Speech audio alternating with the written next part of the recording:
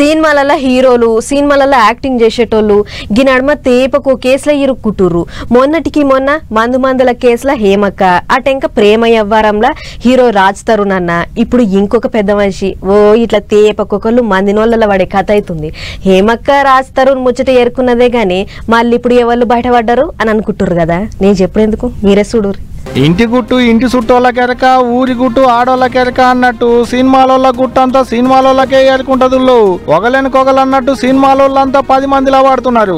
మొన్నటి దానిక సినిమాల నటి ఏమక్క పంచాది, నిన్నటి దానిక రాజ్ తరుణ్ పంచాది నడిస్తే ఇప్పుడు సినిమాల హీరోలకు డాన్సులు నేర్పించేటి జానీ మాస్టర్ కూడా అలా లెక్కల్లో చేరిండు. దినావు నన్ను తిప్పల పెడుతుండని పోయి ఒక ఆమె రాయదుర్గం పోలీసు వాళ్ళకు ఫిర్యాదైతే వాళ్ళు కేసులు రాసి ఆడికేంచి ఆ కేసును నార్సింగి పోలీసు వాళ్ళకి ఇచ్చిరాట. 2017లో ఒక టీవీ ప్రోగ్రామ్ చేసేటప్పుడు ఇద్దరు సోపతయిలాట.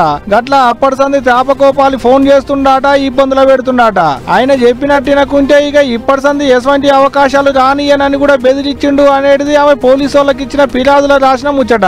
ఇది ఒక్కటే కాదు, ఓ 10-15 వద్దుల కింద ఒక డబ్బా మూట కట్టి ఓ ప్యాకెట్ ను కూడా ఆమె ఇంటి ముంగటేసిపోయిలాట. ఇక ఇదే నీకు ఆఖరి షూటింగ్ అని దాని మీద రాసిన్నదట. అది కూడా జానీ మాస్టరే చేయించిండు అనుకుంటుందట ఆమె. అంతేకాదు పెళ్లి చేసుకుంటానని కూడా చెప్పిండట. మతం మార్చుకోవాలని తిప్పల పెట్టిండట. ఈ ఒక్కటే కాదు, ఇంకా చాలా ముచ్చట్లే కాగితం మీద రాసి పోలీసు వాళ్ళకి ఇస్తే వాళ్ళు కేసులు రాసుకొని అసలు పంచాది ఏడ సురువైందో తెలిసే పనిలో పడ్డారు. గిట్లా సినిమాలలో ఒకరు కాకుంటే ఒకరు అన్నట్టు తేపకొగలు మందినోళ్ళ పడతానే ఉన్నారు. మరి చూడాలి జానీ మాస్టర్ పంచాది ఎంత దూరం పోతుంది ఏంది అనేది రేపు